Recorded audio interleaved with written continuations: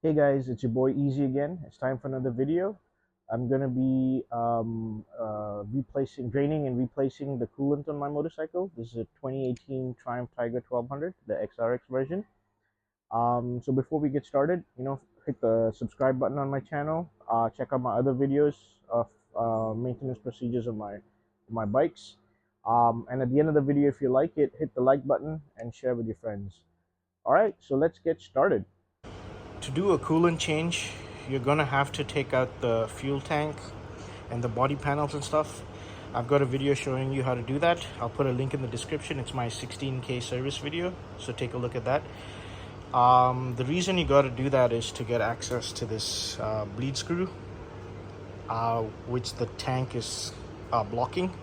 There might be another way, but this is the way the manual recommends, and this is the way I'm going to do it as well. So on the left hand side of the motorcycle, go ahead and uh, open this filler cap for the radiator and open. And then we're going to this drain plug here, right here. We're gonna undo this, and the coolant will then start draining. So the coolant is draining, and here's the cap, which I removed with a Phillips screwdriver. Next, let's also drain the coolant from the crankcase. So there's a right here on the left hand side of the bike as well. It's an 8 mm socket. So let me go ahead and remove this, and there should be some coolant draining from the crankcase as well. There you go, it's draining. It's gonna create a mess, but I'm just gonna wash my garage later. Here's the fastener. There's a washer, so you can either replace it or save it, and let it drain completely. Go ahead and drain the coolant from the expansion tank as well. So to do that, all you need to do is remove this lower hose. So use a plier to get the clamp out of the way, remove the hose, drain the coolant, and then refit the hose and the clamp as well after that. Now put your bike on the side stand, and some more liquid may drain out from the crankcase and the drain screw of the radiator. So let it drain completely. Go ahead and refit your drain screw. Torque this to 1.5 Newton meters. Go ahead and replace this crankcase bleed screw as well, and torque that to 8 Newton meters, about 71 inch-pounds. Before we start adding new coolant to the system, now's a good time to just do a visual inspection of all your coolant hoses to make sure they're in good shape. So here, one on the left. Check these hoses as well. If all good, then we're ready to start filling coolant. So go ahead and remove this bleed screw from the right hand side. There's a little O-ring as well. Don't forget to save that. When we refit the bleed screw, we're gonna have to put the O-ring back. With the bleed screw removed on the right hand side, we are now ready to start adding new coolant from the fill cap here. So go ahead and take your coolant, which should be a 50-50 mix. So I've got a ready mix coolant. So I think the manual says 2.4 liters. That's the capacity for the Triumph Tiger 1200. You might need slightly less than that because there'll still be some old coolant left in the system. So yeah, you're supposed to top up coolant until this is full, and also on the right hand side of the bike, the bleed screw, shine a torchlight inside and you should be able to see coolant there as well. It may even bleed out a little, that's fine. So that's when you're supposed to stop adding coolant. I've added about 1.8 liters of coolant and this became full, but I was still not able to see coolant in my bleeder screw area.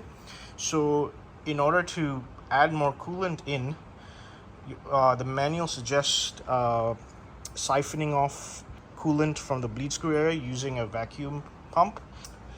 The bleed screw diameter is about 1.8 centimeters, so 18 mm. So you're going to need a PVC tubing of about 18 mm inner diameter, and then use a hand-operated vacuum pump to suck out coolant. As you do that, it'll suck out any air purged as well, and it should lower the coolant level here, so you can add in more. I don't have a 18 mm PVC hose, so I'm improvising. I just using a bit of your rubber glove, and then I kind of made it as airtight as possible over the bleed screw with some rubber bands, and also I'm using my a syringe, and I added another rubber band here to create as much of a airtight seal as possible. And then I'm just gonna suck out any air, and that should pull out the coolant as well, and then lower the coolant level here so I can add in more coolant.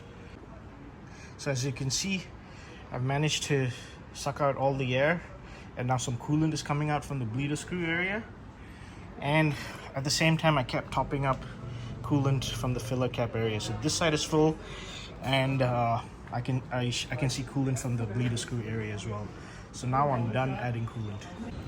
Go ahead and refit the filler cap, and also refit the bleed screw, and don't forget the O-ring, and make sure it's tight. Now let's go ahead and further bleed the system of any air. So the manual recommends that you lay the bike completely down on the right side first, and then pick up the bike and then lay it completely down on the left hand side. So obviously it'll help if you have a friend to help you with this. As you can see, I'm panting already. There's no space in my garage, so I did take my bike out to the road. I did lean it all the way horizontal on the right side, and then all the way horizontal on the left side, and then I brought my bike back in. So that's how the manual suggests to bleed the coolant system completely of air. I'm sure there's other ways, but that's what I did. So with the air purge from the system, by leaning the bike over, the coolant level might or should have dropped a little. So go ahead and open the filler cap and top it up again all the way, and then refit the filler cap. Okay, go ahead and refit your fuel tank. Hook up all the connectors, the fuel pump connector, the level sender, the fuel lines, as well as all the hoses. Again, take a look at my 16K service video that shows you how to do that. The link's in the description. Next, let's go ahead and turn on the bike. Okay, leave the engine running for about 20-30 seconds, and briefly raise the RPM and turn off the engine. Come from the front of the bike, and you can see the filler cap right here. Running the engine for that 20-30 seconds should have purged a little bit more air, so the coolant level might have gone down, or should have gone down a little bit. So let's go ahead and remove the filler cap and top up the coolant again. So yeah, use a funnel to top off the coolant. Now with the coolant topped off, make sure to close the filler cap again. Let's turn on the engine and let it run until the fan kicks in, until the fan turns on, and briefly raise the RPM as well.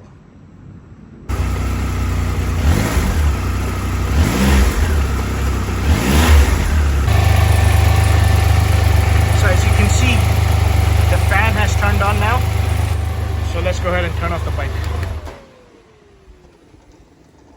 Okay, now let's let the bike completely cool down, so you're gonna have to wait a while, and then we're gonna top off coolant in the expansion tank. So while I'm waiting to do that, I'm gonna go ahead and change my engine oil as well. Okay, and with the bike fully cool, go ahead and top up coolant in the expansion tank. Top it up until the max level mark. So there's a max level mark, I don't know if you can see it here, and then there's a min, and that's it. Go ahead and put the cap back on, make sure it's fully secure, and finally put back the expansion tank cover, held together by 3 fasteners. One here, this is a T25 Torx. You gotta torque this up to 3 Newton meters, or about 27 inch-pounds, and then 2 more fasteners, one here and one here. These are T30 fasteners, Torx bits, and you got to torque them up to 4 Newton meters, or about 36 inch-pounds. And that's it. That's how you replace the coolant on your Triumph Tiger 1200. Hopefully you guys found this video useful. Hit the subscribe button. Look out for my future videos. Check out my other videos, my past videos as well. I finished my 32K service, so my bike's ready to ride. Also hit the like button, share with your friends, and yeah, until next time, it's your boy Easy signing out. Take care, guys.